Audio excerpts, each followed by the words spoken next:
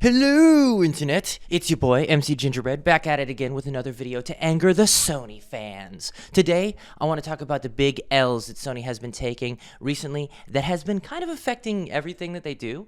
And if you already know about these things, let me know in the comments what you think. But if you don't know any of these stories, please sit back and let me regale you of the stories of how Sony is being kind of silly. Yeah.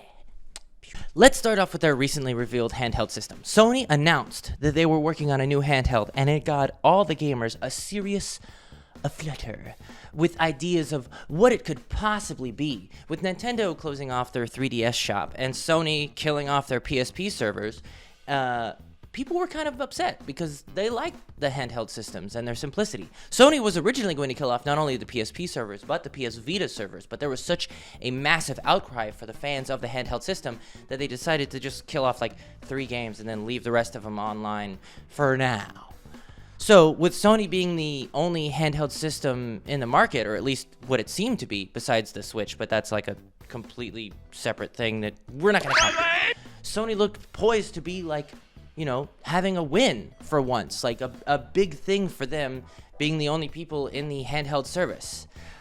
Unfortunately, Sony revealed their new handheld system called the Project Q, and it is strictly a remote play console. It is kind of pointless to most people, as you can already do that with your phone, and there are multiple devices that even go around your phone to simulate the controller feel as if you were, you know, using a handheld system.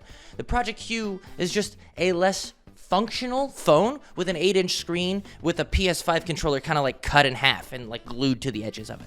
Many of the features of the device leave a lot to be desired. There's no OLED screen. There's no network connectivity other than Wi-Fi. There is no app functionality, and there's no Bluetooth, which puts this device behind most smartphones, which is kind of wild.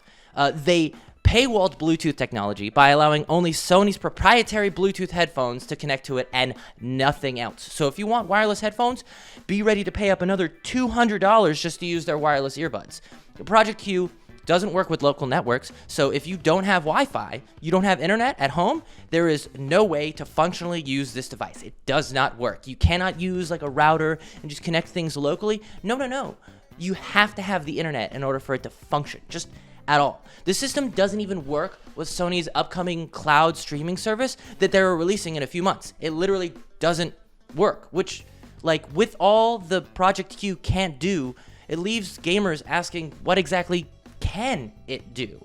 It's an extremely specific device that I find hard to find many people buying, as, like, most of the things that you can do with this thing, you can do with your phone. It's like Sony could have easily hit this one out of the park, as they barely have any competition in this handheld device area besides, like I said, the Switch. Yet they still somehow ended up flat on their face with this one. It just makes you question their motives as a company in general. Like, just why? Why? Another big horrible decision that Sony just recently made was to increase the price of all of their online services without adding a single thing to justify the price hike. As Sony's Essential plan will go from $60 a year to $80 a year, their Extra plan from $100 to $130 a year, and their Premium plan to go from $120 to $160 a year. That is an increase of 30% to the price of these plans, and yet they have added 0 things to make up for it. The only thing that they could say that they added was the fact that they announced that Saints Row, the new Saints Row that just recently came out, is going to be available on PlayStation Plus, so all the subscribers can get a hold of it, which, in my opinion, is kind of like a spit in the face to the Sony fans, because Saints Row, the most recent one, was an unmitigated disaster. So much so that its failure led to the closure of Volition Studios, the company behind it. That Volition has been in the gaming industry for over 30 years with like huge IPs behind them like Summoner, Saints Row, of course, and Red Faction, which honestly is kind of sad because I like those games. But either way, huge L for Sony, just like giving out these things for loyal fans when, in all honesty, it's not worth it. Like, there's huge change for no reason, just cause they just need more money. Some smaller things that I wanted to talk about is one of them is the hard fall off of the PlayStation VR 2 sales, as the initial people that wanted the device have now already gotten it, and now it's just kind of taking up space in most local retailers, as there aren't very many games to play on said device since Sony made this mind-bogglingly dumb decision to make the PSVR 2 not backwards compatible with the already limited amount of games that the VR 1 could play. So now there's no games, and this headset costs more than the already staggering price of the console itself at $550, which is just absolutely insane. They're like, hey, give us more money for this headset that has no games. And Sony's like, why you no buy? What? Guys, why you no buy no more? Like, come on. It's so ridiculous. It doesn't make any sense.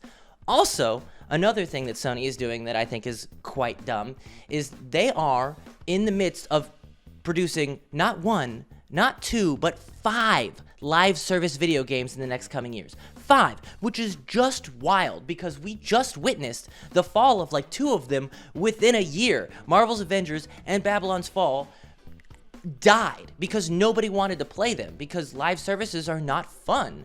They're just, it's a trend that companies are trying to chase, and it's really disheartening and sad because like Sony makes really good games. They make great single players, in particular, great single player games, and yet they continually try and chase trends instead of like focus on making cool new single player IPs or like a fun multiplayer shooter, anything like that. No.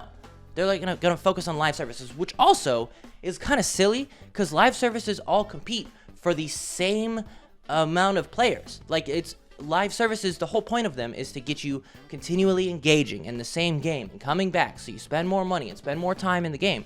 But like, if there's a bunch of them, then people are gonna just normally pick one. They're not gonna have like 6 live services they're gonna continually go through unless they have like no life, which I guess that's what Sony executives think that most gamers have, is like endless amounts of free time and endless amounts of money, which is just not true, especially nowadays.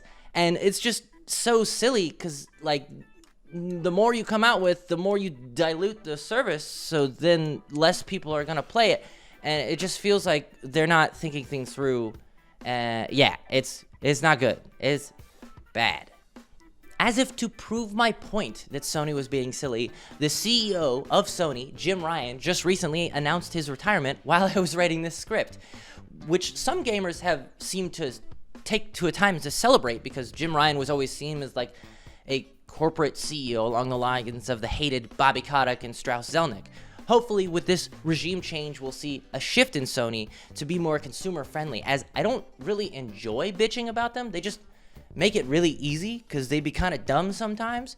But hopefully Sony will get back to its roots of creating memorable stories and cool and interesting game mechanics and interesting hardware designs. But alas, only time will tell, as his departure doesn't start until March of next year. But all in all, Sony is making some horrible business decisions, and Sony seems to be poised to continue losing on all fronts. But it seems like only time will tell, as Microsoft doesn't seem to be taking advantage of Sony be doing some silly stuff, because Microsoft's first big exclusive that they came out with, Starfield, is mired in controversy. So, you know, everything's a little bad, it seems. But if you enjoy, or you disagree, or like or not like the video I just made, make sure to leave some comments down below.